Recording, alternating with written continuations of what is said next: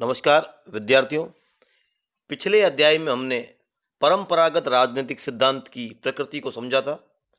आज हम आगे राजनीतिक सिद्धांत के दूसरे प्रकार आधुनिक राजनीतिक सिद्धांत की प्रकृति को समझने का प्रयास करेंगे। आधुनिक राजनीतिक सिद्धांत के विकास में सबसे अधिक योगदान आनुभविक पद्धति ने दिया है। इन पद्धतियों में यह बल दिया गया है कि राजनीति के अध्ययन के लिए वैज्ञानिक दृष्टिकोण अपनाया जाए तथा तथ्यों और आंकड़ों पर विशेष बल दिया जाए। वर्तमान सिद्धांत शास्त्री राजनीतिक प्रभाव, सत्ता, राजनीतिक विकास, शक्ति जैसी अवधारणाओं पर बल दे रहे हैं।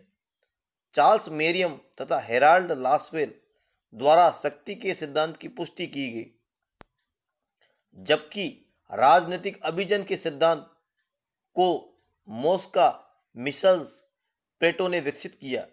डेविड ईस्टन की पुस्तक द पॉलिटिकल सिस्टम 1953 में छपी, जिसमें निर्णय लेने की प्रक्रिया को निवेश तथा निर्गत के माध्यम से समझाया गया।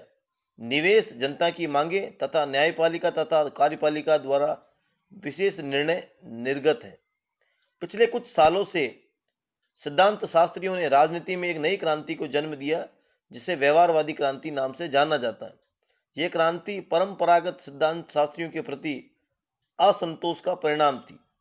व्यवहारवादी लेखकों ने, जिनमें Robert A Dahl, Powell, David Easton विशेष रूप से उल्लेखनीय है, जिन्होंने राजनीति को शुद्ध विज्ञान बनाने पर बल दिया। सन 1970 के दशक में कॉल पॉपर तथा जॉन्स रॉल जैसे लेखक आए, जिन्होंने वैज्ञानिक पद्धति अपनाते हुए मूल्यों का परित्याग नहीं किया।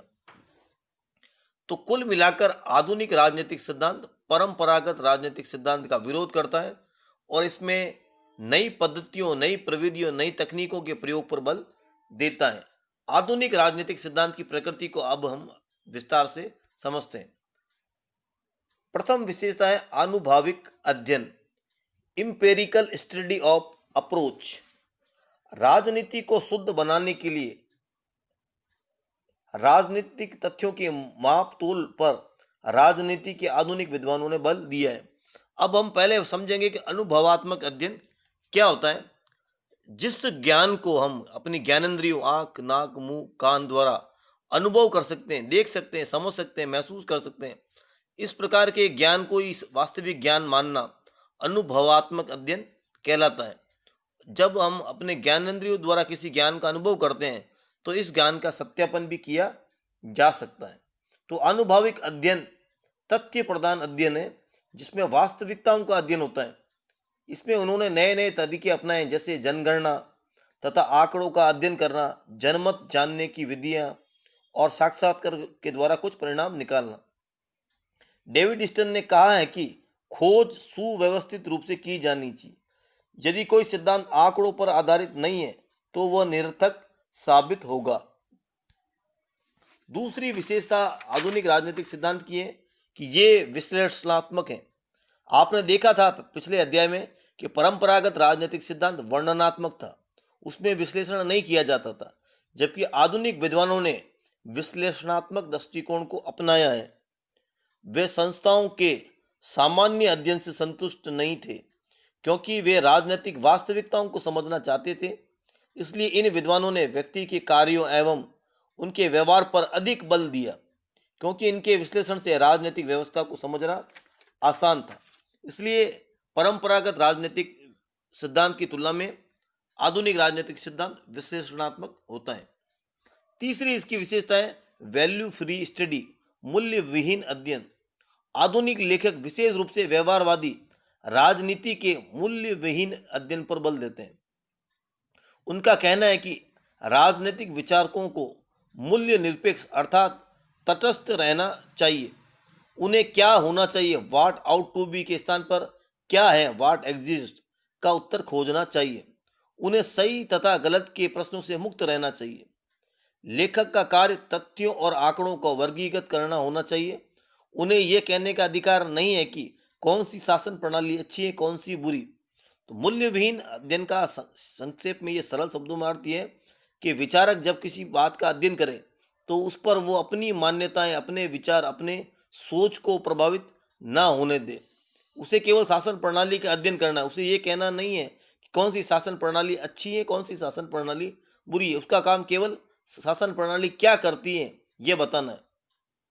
तीसरी विशेषता के बाद चौथी विशेषता आती है अंतःशास्त्रीय पद्धति। अब ये अंतःशास्त्रीय पद्धति का मतलब होता है किसी भी घटना का, मान लीजिए आपको विश्लेषण करना है, तो एक विषय की घटना का अध्ययन करने के लिए जब हम एक से अधिक विषयों की जानकारी और सामग्री का प्रयोग करते हैं तो इस प्रकार के अध्ययन को अंतःशास्त्रीय पद्धति कहा जाता है। आधुनिक विद्वानों की यह मान्यता है कि राजनीतिक व्यवस्था समाज व्यवस्था की अनेक उपव्यवस्थाओं में से एक है और इन सभी व्यवस्थाओं का अध्ययन अलग अलग नहीं किया जा सकता। प्रत्येक उपव्यवस्था अन्य उपव्यवस्थाओं के व्यवहार को प्रभावित करती है, इसलिए किसी एक उपव्यवस्था का अध्ययन अन्य उपव्यवस्था के संदर्भ में ही किया जा सकता है। राजनीतिक व्यवस्था पर समाज की आर्थिक, धार्मिक, सामाजिक, सांस्कृतिक आदि व्यवस्थाओं का प्रभाव पड़ता है। वर्तमान समय में यह धारणा जोर पकड़ रही है कि वैश्वीकरण की प्रक्रिया को समझे बिना राज्य के बारे में चिंतन नहीं किया जा सकता।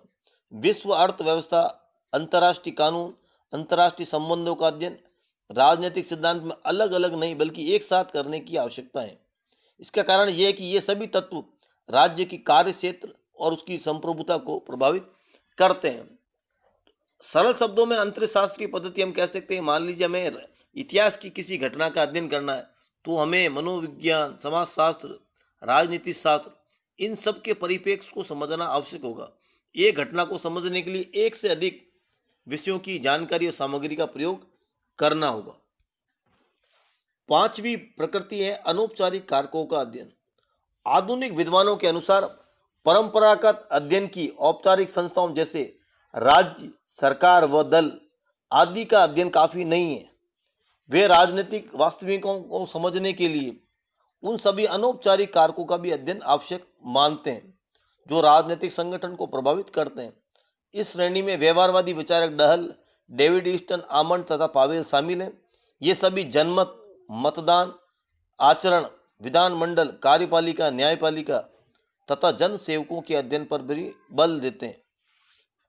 इस बिंदु का मतलब यह हुआ सरल शब्दों में कि अनौपचारिक कारकों का अध्ययन का मतलब है केवल राज्य, सरकार और दल का अध्ययन पर्याप्त नहीं है। राज्य, सरकार और दल में जो लोग काम कर रहे हैं उनके व्यवहार को समझना भी आवश्यक है, तभी हम किसी अध्ययन को संपूर्ण रूप से समझ पाएंगे। अगली विशेषता या अगली प्रकृति है समस्या समाधान का प्रयास।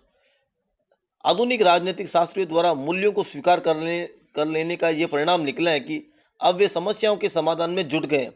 आधुनिक सिद्धांत शास्त्री जिन समस्याओं से पहले जूझ रहे थे वे हैं युद्ध तथा शांति, बेरोजगारी, पर्यावरण, असमानता तथा राजनीतिक हलचल, राजसत्ता, प्रभुसत्ता, व्यक्तिगत स्वतंत्रता और न्याय तो पहले से ही राजनीतिक विज्ञान के अंग है। अंतिम विशेषता या अंतिम बात है उत्तर व्यवहारवाद मूल्यों को पुनः स्वीकार करता है। जैसे कि हमने पहले तीसरे नंबर बिंदु में देखा था कि मूल्य विहीन अध्ययन आधुनिक राजनीतिक सिद्धांत, लेकिन ये व्यवहारवादी अध्ययन की विशेषता थी। व्यवहारवाद के बाद उत्तर व्यवहारवाद आया और उत्तर व्यवहारवाद ने आदर्शों तथा मूल्यों को पुनः स्वीकार किया है। राजनीति को पूर्ण बनाने की चाह में व्यवहारवादी लेखक आंकड़ों तथा तथ्यों में ही उलझ कर रह गए थे। उन्होंने किसी आदर्श व लक्ष्य के साथ जुड़ने से साफ इनकार कर दिया, परंतु शीघ्र ही नई क्रांति का उदय हुआ जिसे उत्तर व्यवहारवाद कहते हैं। इस युग के सिद्धांत शास्त्रियों को यह अनुभव हो गया कि राजनीति प्राकृतिक विज्ञानों की भांति पूर्ण विज्ञान नहीं है, इसलिए उन्होंने मानवीय उद्गम और अनुभविक उद्यम दोनों को स्वीकार किया। डेविड ईस्टन लिखते हैं कि आप चाहे कितना भी प्रयत्न क्यों न करें, मूल्यों को आप इतनी सुगमता से नकार नहीं सकेंगे जितनी सुगमता से आप अपनी कोट को उतार कर फेंक देते हैं। मूल्य हमारे व्यक्तित्व का अभिन्न अंग है। मनुष्य होने के साथ हमें अपने मनोभावों और अपनी पसंद और नापसंद से प्रभावित हुए बिना नहीं रह सकते। तो इस बिंदु का अर्थ है कि आधुनिक राजनीतिक सिद्धांत प्रारंभ में मूल्यों की भूमिका को स्वीकार नहीं करता था, मूल्य निरपेक्ष अध्ययन पर बल देता था। लेकिन जब उत्तर व्यवहारवाद का जन्म हुआ तो आधुनिक राजनीतिक सिद्धांत मूल्यों को पुनः स्वीकार करने लगा है। तथा वो ये मानने लगा कि किसी भी कार्य को, किसी भी अध्ययन को जब हम करते हैं, उसमें हमारी पसंद या नापसंद प्रभावित हमें अवश्य ही करती हैं। तो इस प्रकार 7 विशेषताओं का हमने अध्ययन किया। इस वीडियो को आपने शुरू से अंत तक ध्यान से सुना, इसके लिए आपका बहुत बहुत धन्यवाद।